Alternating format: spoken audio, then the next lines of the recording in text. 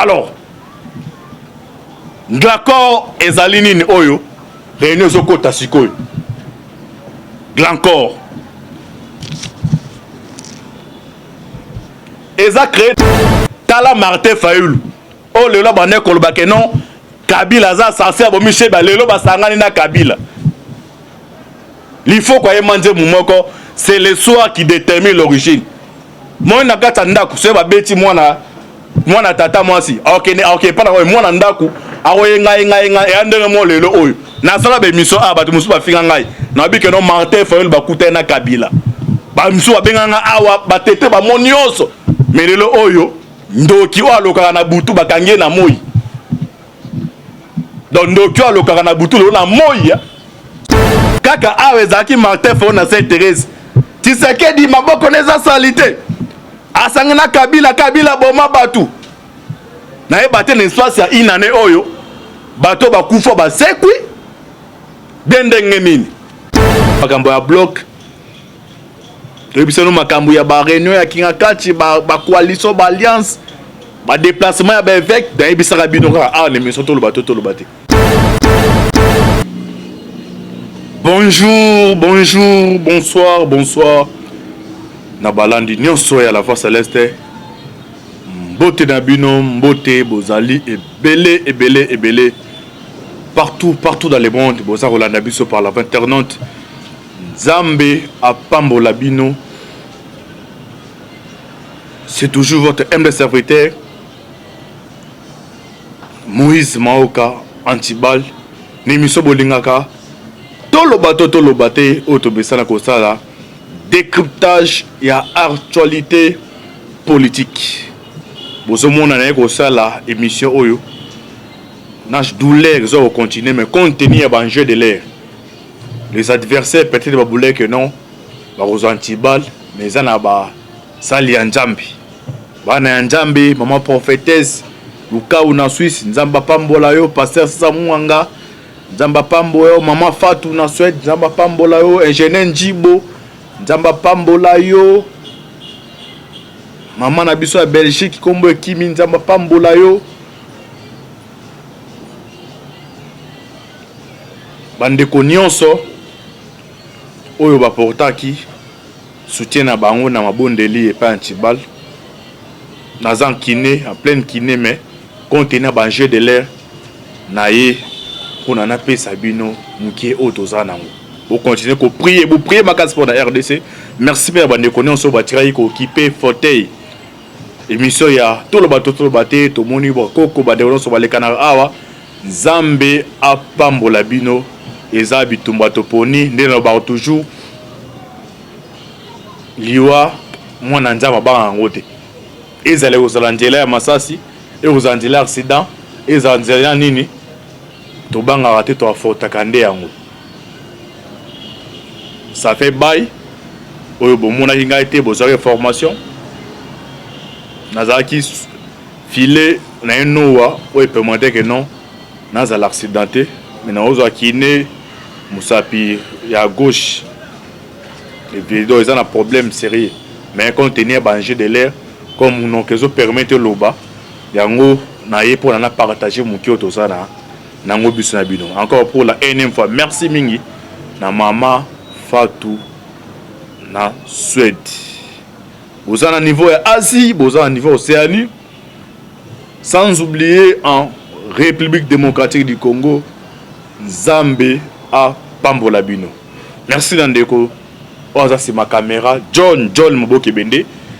Ndeko Alvi Bele sig naturel. Ndeko Loba toujours. Lola eza ko futa simatoko loba. Zamba botoroza wapi. Cécile Moko la fiti mamba de Masiara Nzambe apambola bino oyo azalaki pembeni ya Antibal. Lelo na ye malgré choc na partager mukie o dazala ngo biso na bino.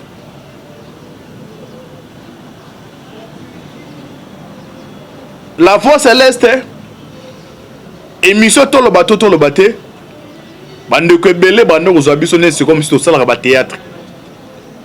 Mais Nzambe a pesi biso moi vision moko ya aigle otozo mona ka liboso par rapport bandeko mususu babiloko nyonso babloko na yebisaka bino makambo etali alliance entre Bemba et Tshisekedi jusqu'à bozo mona ese Bemba lobi biloko nyonso eza qu'on s'est vanté eza don o njamba pesi ya komona makambo musiki ezali don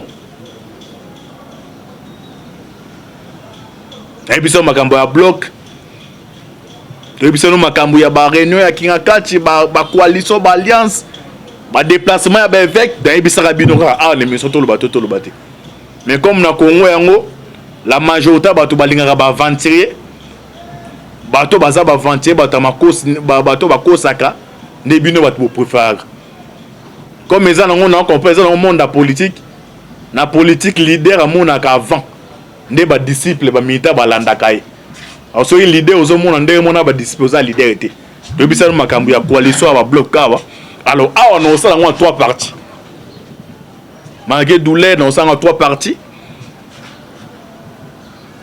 déplacement ya ba évêque Abbé Choli Marcel Outembi Senga donc 5 ans na ECC église protestant nde nazoloba ane na osala émission awa bazana numéro 1 Anglacor kombo na enani boye Banglacor ngo eza nini esalaka nini pour l'instant bazo préparer basala nini awa silence radio na ba diaspora o ba mona ka baleki Congo kole balingi Congo mingi koleka biso donc alors ngana yo comprendre makambo politique oyo eza na makambo ya bilan ya mutu tebe ya vision ya mutu eza makambo ya haine mukili oyo netoza bandeko eza mukili ya nzambe apesi destin na mutu soka loba na yo ozala ministre ata banganga nyonso ya famille basangana ba bundisa yo ozala ministre soka loba na yo okoya ministre te atos forcer ndenge nini eza ndenge mona politique oyo Kasavubu nzambe mutalingaka azala président na mboka oyo Mobutu nzambe mutalingaka azala président na mboka oyo Muze nzambe mutalingaka azala président na kati ya mboka oyo Joseph Kabila nzambe mutalinga za président kata mboko y compris na Tshisekedi za nzambe mutalingi soke za ba dessin na biso bato mais Tshisekedi Etienne azali ko bundisa Mobutu biso sebeke non so Mobutu akei muto remplacer Etienne mina mito ba congolais na mito même ya militaire idepesa idekuta Tshisekedi ezalaka te mais lelo oyo mutaza ko diriger mboka eza Etienne, tu parles de ça, Tshisekedi. De Ali Kambu à Destin. Alors, n'a pas seulement quand dimanche à investi. Quand dimanche investi. Émission dans le Kabolan en 3 parties. 5 ans na SCC, basé en Belgique. Une invitation à Glencore. Glencore wana eza nini ezali société na kati na yango eza na ba actionnaire na kati dango eza na ba multinationaux ba société eza ba actionnaire wana eza ba société oyo bazala matière première na monde bazongo basali ba arme basali ba nini belé ba do baza influer na kati ya monde mais États-Unis a sanctionné mukolo na yango akufa mukolo Anglacor wana kufa aza na 4 nationalités mukolo Anglacor wana aza d'abord belge de toloba awa ni do 5 na répéter na otanga bakombo Outembi Chole Senga baza na Belgique baza na o atikali wana Anglacor aza na 4 nationalités Anglacor bozoka wana aza belge abotama na Belgique aza Suisse aza israélien, aza espagnol, aza américain. On comprend déjà ndenga aza aventurier. Parce que mutu nyonso eza mutasuka na double nationalité. Monsieur mutu comme bien na 3 4 donc c'est un mafia. Alors boye ba Glencore ngo ye mutazaki pareil à Genève. bomonaka ba acteur politique bakende Genève ye muta parena ki yango lelo ye pe mutazo continuer azaka na mabedia aza influent na niveau monde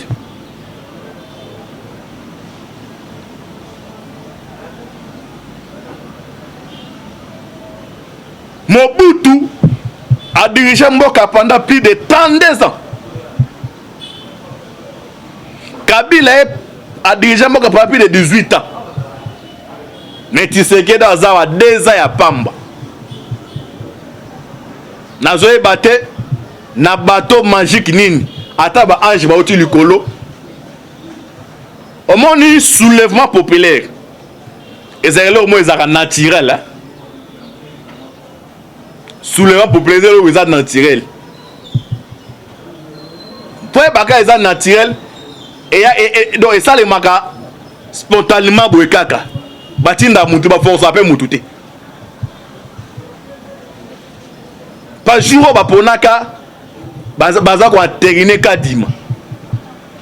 Ba militant ya la muka baza ki na ba combien de kilomètres de première ici parler du peuple. Alors ceux qui baza qui déterminé banga ba pénétrer hémicycle wana. Parce que ils sont mettre pour la carte ya mukili oyo nzambe akeli biloko ezali 4 oyo za la force. O soki tombo ki bakanga ngote. Eloka liboso ezali mai. Mai atoche mira ndenge soki déborder buka ke lekanaka. Et mi balé ezali moto. Ya misato eza mupepe, ya suki ezali peuple. Si la muka bazaki na population baza déterminée. Les mêmes jours baterina ki ka dima na niveau ya Assemblée nationale. Bazaki na première ri. Soki bazaki détermination ba détermination.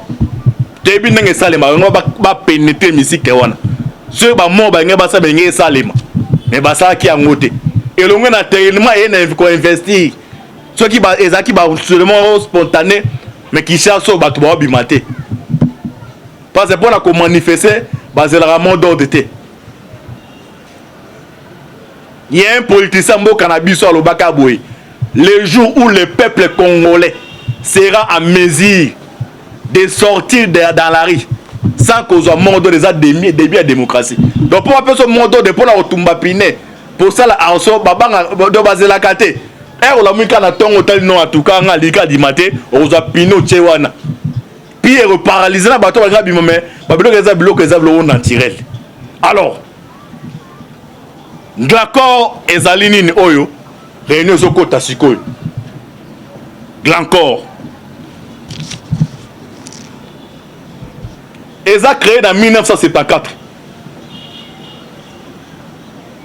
Nani mukolo nango Mark Rich wana kombo a travaillé na côte mais kombo de normal babo taibwe eza Marcel David yene mukolo de Glancor a créé en 1974.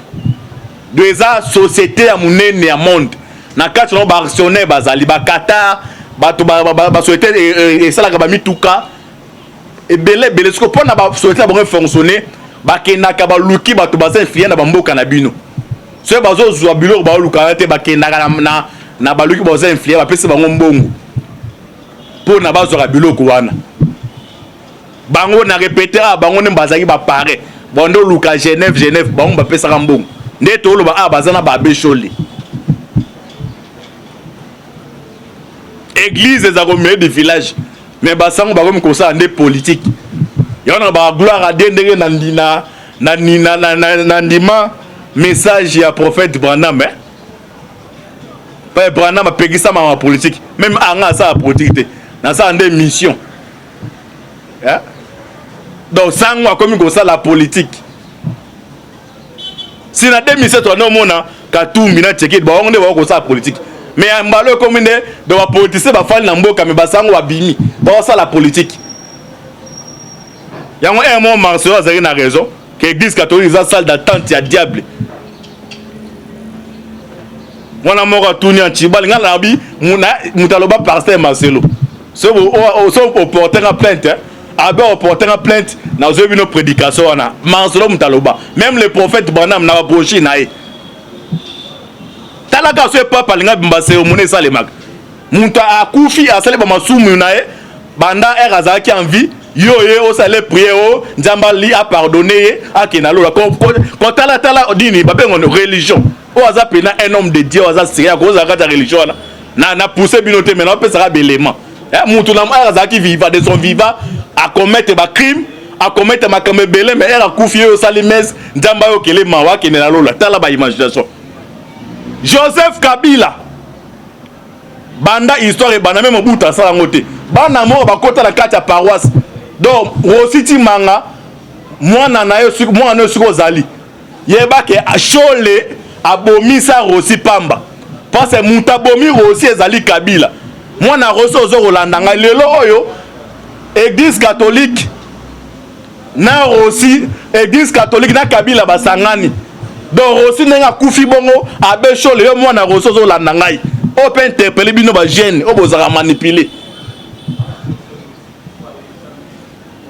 Rositi Manga kufi pour na marche ya chrétien catholique mutabomi aussi eza régime ya Kabila lelo oyo basango oyo monsengo atete ba médiocre à part atete régime ya Kabila médiocre ba logore lelo oyo basangani donc ça dit aussi na kufi bongo akende Floribert Chebeya maman Floribert Chebeya madame mo siko zali tala Martin Fayulu oh lelo bane koloba ke non Kabila za censé abomi Chebeya lelo basangani na Kabila.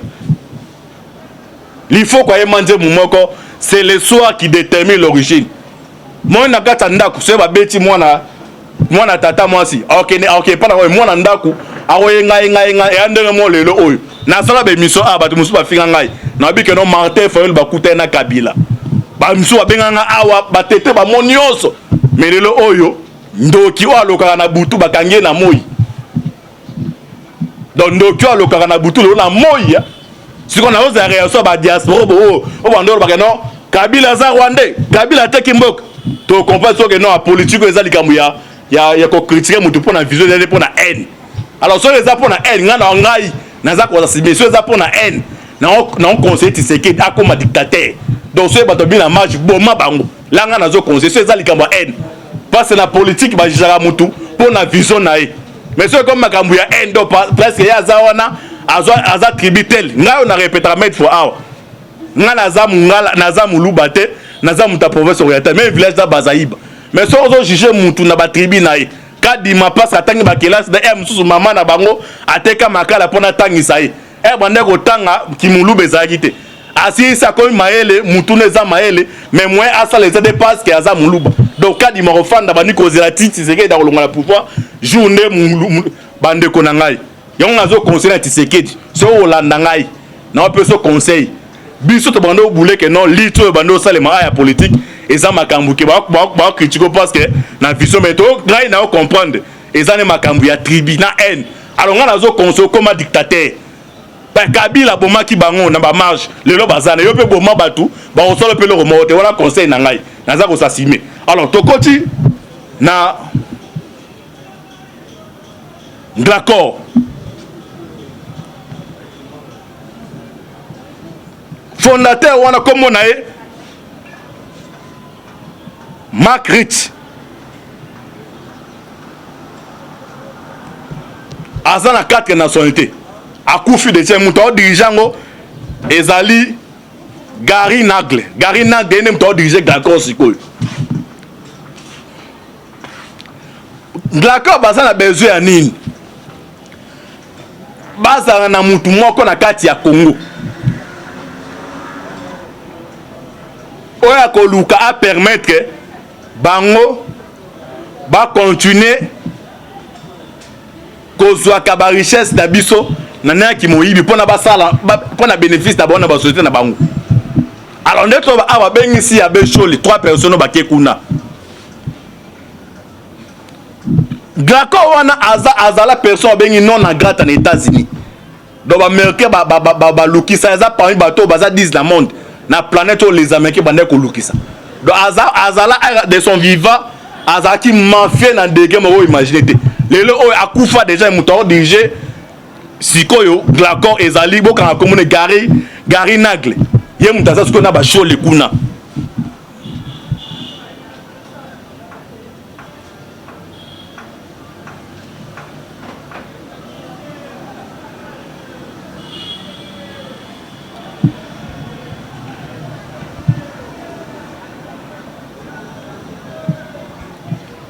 aza israélien ye moko américain mon belge ye moko espagnol mutu moko 4 nationalité mais abotami na Belgique glako wana musani na salaka ozo aza sko les partenaires ni mon ya basangu ye wana ya na répété ye moko Marcel na David akufa mutu o DJ sikoyo Gary Nagle ye mutu afuta ka hôtel ya Genève na Suisse ye mutu afuta ka biloko nyonso basala kuna ti sikoyo ye mutu abengisi basangu donc nde baza kozonga boye nyonso eza mpo na bango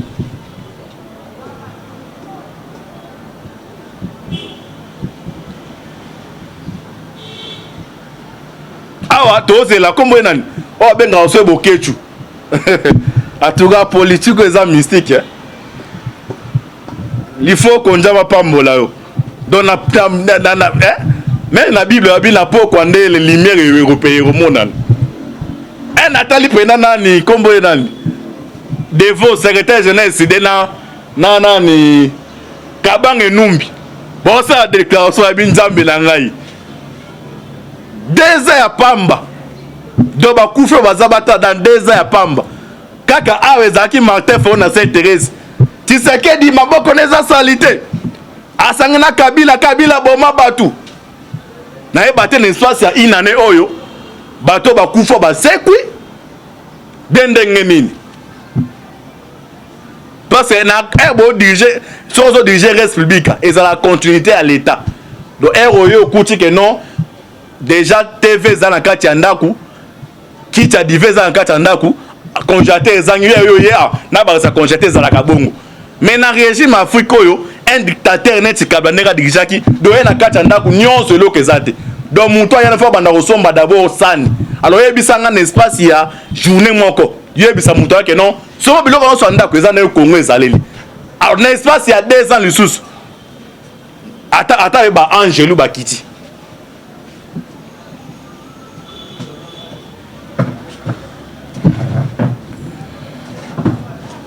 Glencore créé en 1974.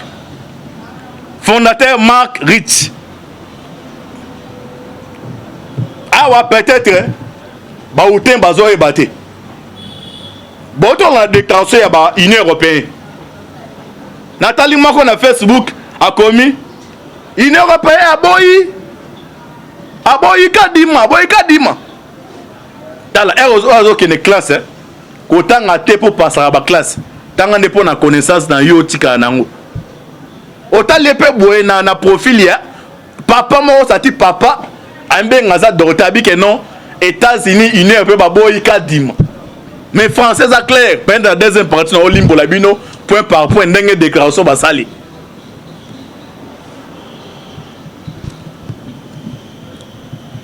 Mark Rich de son vrai nom Marcel David né le 18 décembre 1934 à Anvers Belgique est mort le 26 juin 2013 à Likern, nationalité belge, états-unienne, israélienne et espagnole, dont les activités sont très controversées.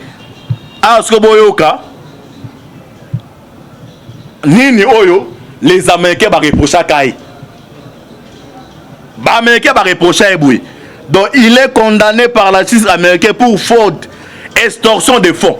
Donc extorsion de fonds, na lingala na balingala bakanja. Donc muta ya boto la batu babiloko na makasi musala oyo nglako ya bando kosala alors yene mutazal le partenaire ni mon e basangu et puis on est étonnant nglako otina za retraité na 5 na Rome kuna papa ya Rome aza ni de preni de lui donc bino ba chrétien catholique boye ba que non batu baza ko s'enrichir na comme église catholique ezali chole ou tembi parce que makambaza kosala na jo oyo na compagnie yo ba multinationaux oyo papa na Rome habita tindi bango te mais comme va profiter na influence ba au église à niveau ya na RDC ba comme ce ko salela yango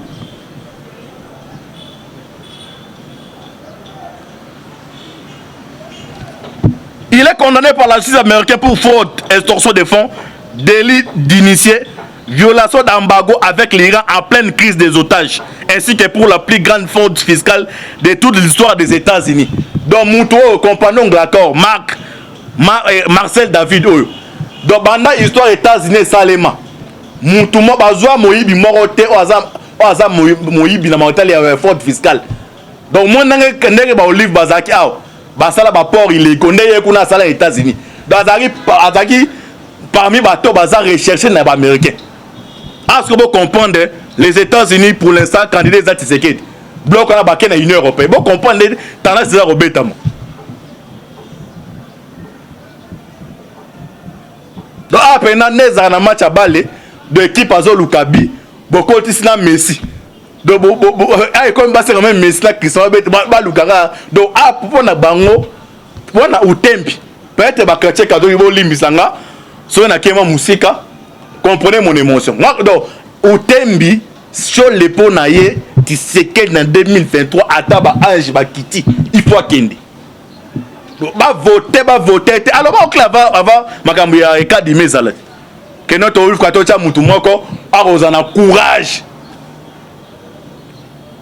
ya otanga prison ça la alternance donc pour na idéologie ya otembi ata na 2 ans soki biloke kiti na imagine biloke kiti ata ba voter Tshisekedi yete fucking so yebisa ngai même ce Tshisekedi nga rolo baba to ba pousser Tshisekedi comme un dictateur zaba sango même moi si même muta changer za mobali c'est moi si ana zaki mala mobali na ba comportement mon boy o changer mutu comme ça na mangambo alinga zate yango na mona ba songo balenga bati Tshisekedi donc trop de démocratie et comme une libertinage soyez bisanga yo zali mosali na nzambi na sang city ba politique ba boya que non président CNE qui n'est pas politique ils ont société civile alors yo oza censé à cause de l'arbitre ozo bada que non il faut to lukato pour na président ou on a courage donc pour na mécanisation l'éthico yebisanga Tshisekedi na place na attaque politicien attaque les agis na bonne foi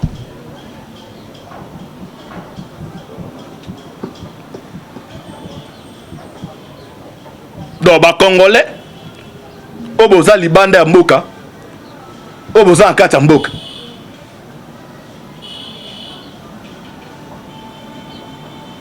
eza na 4 sites oyo eza na Kinshasa oh il y a des bateaux baza armés bando bana ba marche peut-être na 3e 2e na olimbo la bino bo comprendre donc baza kuna Glanco on est mouton à porter lobby na niveau ya Union européenne.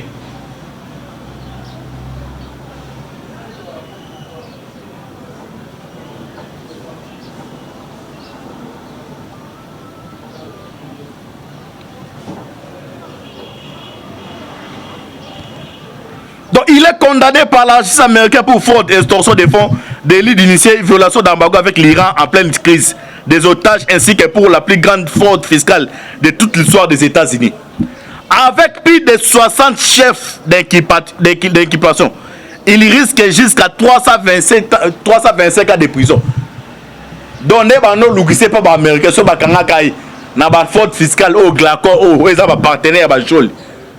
Ce qui risqué plus de 325 ans de prison. Heureusement, Kimaka avant Koufa, avec s'exiler na Suisse. Suisse ne mutaboya ki kotinda ye na États-Unis. Ti aye ko kufa, akufi na Suisse.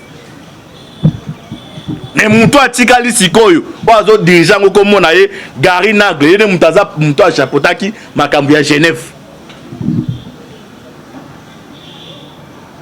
Donc avec plus de 60 chefs d'équipation, il risquait jusqu'à 325 ans de prison ferme. Classé parmi les fugitifs le plus recherché au monde et poursuivi par une unité spéciale de FBI. Si vous avez un bateau, vous allez coopérer. Donc, il y a un carte de nationalité.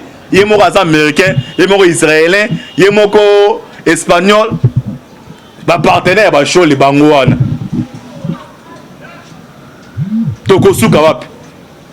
Est-ce que vous réussir qu'on bloque le procès électoral? Oh déjà, Tshisekedi dans le lobby na RTNC déjà court. Donc on a parti à lobby. Et kaka Kadi m'a prêté serment. Bon mon qui général voilà qui chasse comme un kasom. Donc si c'est likolo wana ero qui taba PCD Jeep. Donc comme officiellement présent à Seni.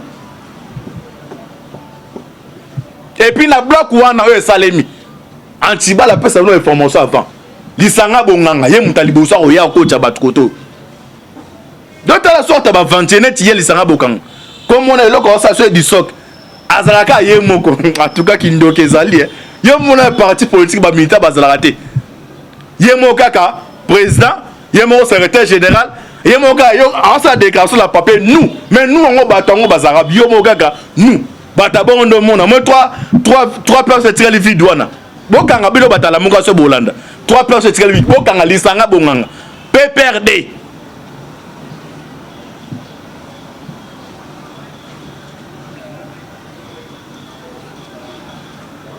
awa na oza sko réaction ya ba diaspora bato balinga mboka mingi koleka biso o balega mboka mingi Kabila za assassin misu baba na anglais Kabila is the criminel il fallait pas Tshisekedi ça l'alliance akabwana Tshisekedi za mwana mboka to lingi na biso mais eloko to boele pas ça sanga na Kabila le loi kabwani do deuxième grossesse au foyer la bande koloba yango yemosko azuzi en tout cas bana nzambe o ba ki pa politique bo comprendre nani azandenge nini na lo bango troisième grossesse pas même ba mo belé bango wana ensemble oh non to sangani kaka mwana mobali na mwana mwasi botie bango bala lesika moko basa ata une semaine yo ba ke non ba ça eloko mote ande mo alias alizali o eza alias cité eza alias cité zalaka pour na ba option politique ngo bana miki bazate. Merci Nzapambola bino tozonga awa na deuxième partie porte bisabino position ya Union européenne ni pona désignation kadimo. Merci ndeko John Mboke bino adresse ma caméra. Bo s'abonner massivement.